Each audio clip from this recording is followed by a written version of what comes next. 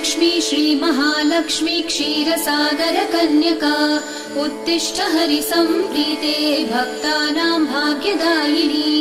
श्रीलक्ष्मी श्रीमहालक्ष्मी क्षीरसागरकन्यका उत्तिष्ठ हरिसम्प्रीते भक्तानां भाग्यदायिनी।